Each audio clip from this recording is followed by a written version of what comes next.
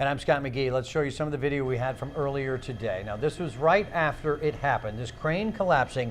And the governor told us late this afternoon that it was the vibrating hammer. There was a malfunction. And what that malfunction was, that is what we're still waiting to find out.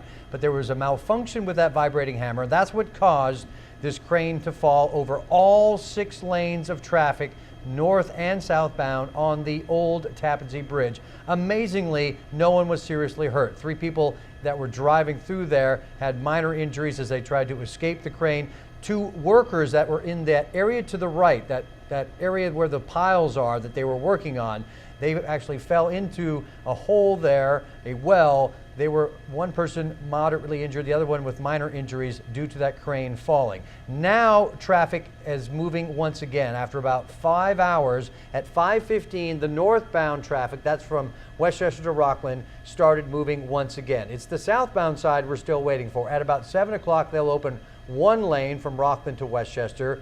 At 8 o'clock, they'll open a couple of more, and it's the far left lane that you see there in your picture. That's where the crane took out part of the barrier and also damaged some of the bridge deck. They'll be putting some steel plates down across the bridge, but that far left lane, the far right lane as you're heading toward Westchester, will be closed for the foreseeable future, but at least the commute tomorrow morning should be somewhat back to normal.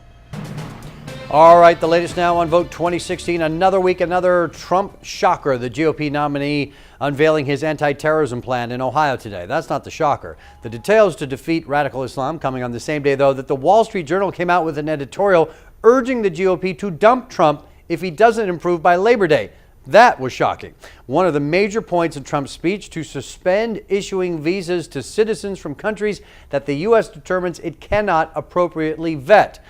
Trump also says he will fight terror viciously if necessary.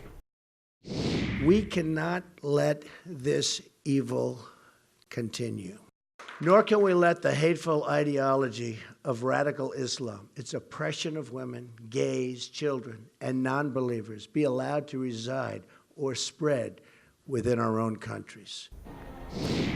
Also stumping today, Hillary Clinton along with Vice President Joe Biden, both in Pennsylvania for a rally there. Of course, Biden born in Pennsylvania. The event meant to focus on Clinton's policies to benefit the middle class, but neither of them could help themselves from hitting back at you-know-who.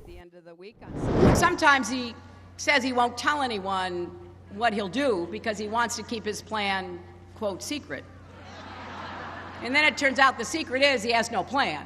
And he's trying to tell us he cares about the middle class. Give me a break, and to repeat myself, it's such a bunch of malarkey. It makes no sense. None.